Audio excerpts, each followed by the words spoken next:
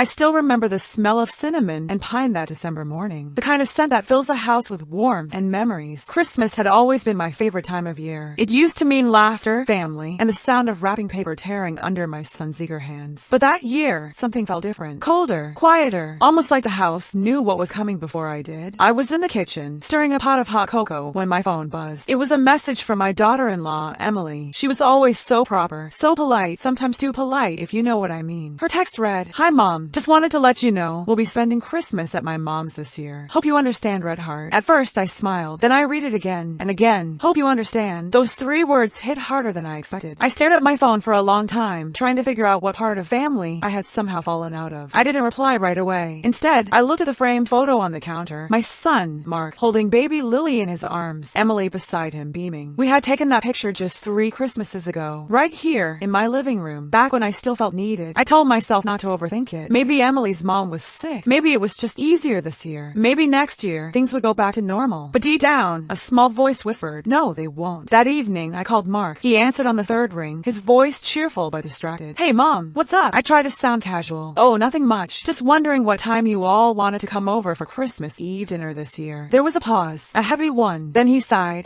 Mom, didn't Emily text you?" My heart sank. Yes, she did. I just thought maybe there was some confusion. He hesitated again. "Mom, we promised her parents we'd spend Christmas there this year. They're kind of expecting us." "Expecting you?" I repeated softly. "I see." He cleared his throat. "But we'll drop by before we leave, okay? Maybe the day before." The day before. Like an afterthought. I smiled through the ache in my chest. "Of course, honey. Don't worry about me. I'll be fine." I could almost hear the relief in his voice. "Thanks, Mom. Love you." "I love you too," I whispered. But he'd already hung up. After that call, the house felt emptier than ever. The decorations I'd pulled out of the closet suddenly looked meaningless. I held a small ornament, the one Mark made in kindergarten, a crooked little snowman with googly eyes, and I felt my throat tighten. For years, Christmas had been my way of keeping us together. Even after Mark got married, I made sure the holidays still felt like home. But now, I wasn't part of their home anymore. That night, I poured myself a glass of wine and sat by the fireplace. The lights on the tree blinked softly, one by one. I could almost hear my late husband's voice teasing me about drinking red wine on an empty stomach. "Guess it's just you and me this year," I murmured to his photo on the mantel. His smiling face didn't answer, of course, but somehow, I felt like he would have understood. The next morning, I woke up with a strange sense of clarity. Maybe it was the wine. Maybe it was heartbreak. But something inside me decided if they didn't want me at their table, I'd find my own. I grabbed my laptop, opened a travel site, and started browsing flights. Anywhere warm, anywhere far, anywhere I could feel alive again. At first, I felt silly. I hadn't traveled alone in years. What would people think? A grandmother, flying off somewhere by herself on Christmas? Then I thought about Emily's text again, "You can stay home." And suddenly, booking that ticket didn't feel silly at all. It felt right. After an hour of scrolling, I saw it. A photo of a snow-covered lodge by a frozen lake in Colorado. It wasn't the warm, tropical escape I'd imagined, but something about that quiet beauty called to me. It looked peaceful, unbothered, exactly how I wanted to feel. Without thinking twice, I clicked book now. A round-trip ticket, Christmas Eve to New Year's Day. I leaned back in my chair and exhaled. For the first time in days, I felt a spark of excitement, a secret little thrill, like I was taking back something that had been quietly stolen from me. The next few days went by in a blur. I wrapped a few gifts, mailed them to Mark and Lily, and decorated just enough to make the house look festive for myself. When the neighbors stopped by to ask about my plans, I just smiled and said, "Oh, something a little different this year." They smiled politely. No one pressed further. Little did they know, I had a secret adventure waiting. On the morning of my flight, I woke up before sunrise. The world outside was covered in frost, the sky a pale silver. I brewed coffee, took one last look around my quiet house, and whispered, "See you next year." As I rode to the airport, my heart raced with a mix of fear and freedom. I wasn't sure what I was running toward, but I knew exactly what I was leaving behind. At the airport, everything felt new again. The sound of rolling suitcases, the scent of coffee and jet fuel, the chatter of strangers with their own destinations. I found my seat by the window and smiled to myself. For the first time in years, I wasn't waiting on anyone. I wasn't the mother left behind. I was just me. As the plane lifted off, I glanced at my reflection in the window. A faint smile, a spark in my eyes I hadn't seen in a long, long time. Maybe, just maybe, this Christmas wouldn't be so lonely after all. But I had no idea that this trip would change everything. Because at that snowy lodge in Colorado, fate had something unexpected waiting for me. Something, or someone, I never saw coming. And that's where it all began. The Christmas I stopped waiting and started living again. The air in Colorado was sharper than I expected. Crisp, almost biting. As I stepped off the plane, a swirl of white flakes brushed against my cheeks, like the mountains themselves were welcoming me home. I pulled my coat tighter and smiled. For once, I wasn't rushing to meet anyone. No waiting car, no family itinerary, just freedom. The shuttle ride to the lodge was quiet. Through the fogged windows, I watched pine trees blur into shadows. The driver, an older man with kind eyes, asked, "Visiting family?" I shook my head. "No, not this time." He smiled knowingly. "Sometimes that's the best kind of trip." I laughed softly. If only he knew how right he was. The lodge was breathtaking, all wood and stone, wrapped in twinkling lights. Fireplaces crackled in every corner, and the smell of roasted chestnuts floated through the air. I could hear laughter from the bar, faint Christmas music humming in the background. For a moment, I felt a pang of sadness. This was the kind of place Mark and Emily would have loved. We used to dream of winter vacations like this, back when we still meant something. I took a deep breath, brushed off the thought, and checked in. The young receptionist smiled warmly. "Welcome, Mrs. Collins. We have you in the lakeside suite. You'll love the view." Mrs. Collins. That name still hurt a little. It belonged to my husband too. But I nodded politely and followed the bellhop to my room. The suite was stunning. Big windows overlooking the frozen lake, a fireplace flickering softly, and a little basket of cookies on the table with a handwritten note. "Wishing you a magical Christmas." I smiled and whispered, "We'll see about that." Then I poured myself some tea, sat by the window, and watched as snowflakes drifted lazily down from the sky. The silence felt healing, almost sacred, until there was a knock at my door. I wasn't expecting anyone. When I opened it, a man stood there, maybe in his late 50s, tall, with salt and pepper hair and kind eyes. He looked slightly embarrassed.